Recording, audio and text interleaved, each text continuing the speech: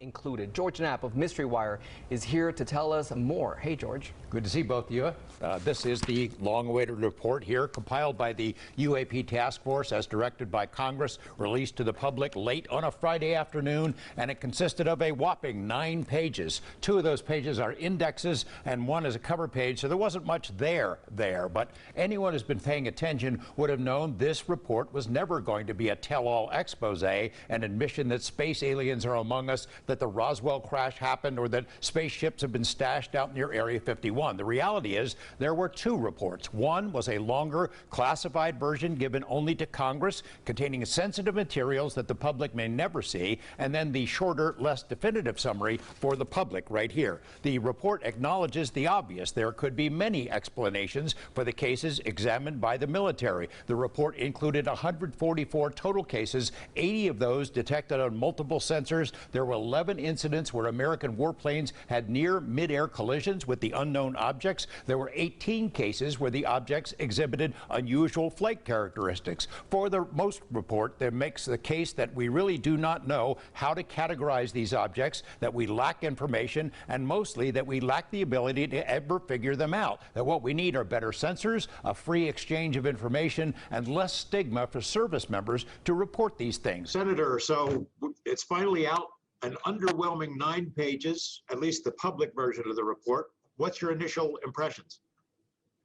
Well, the government has acknowledged that they don't know what these unidentified flying objects are.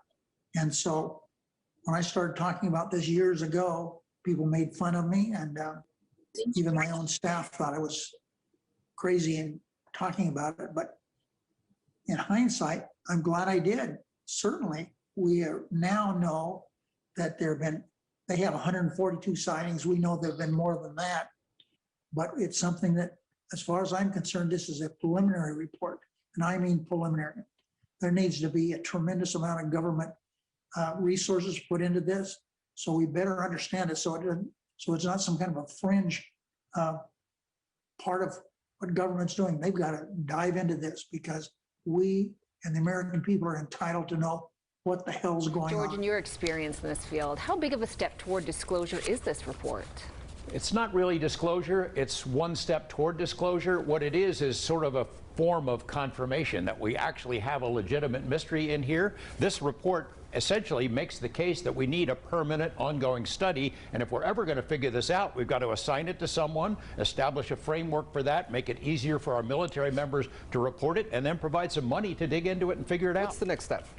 Well, I think we need to put some money into it, establish a permanent study, but already what's happened is a remarkable change that I never thought I would see in my lifetime, all these years of chasing this crazy mystery. The Congress has admitted it's a legitimate mystery. It deserves our attention. They called for the UAP Task Force to be created. They created it. A report was put together by the Pentagon. The media is interested. They're covering it, that not all of us are totally crazed and out of our minds, and that it's a legitimate subject of inquiry. That's a remarkable change in just a short period of time, and I can't wait to see what happens next.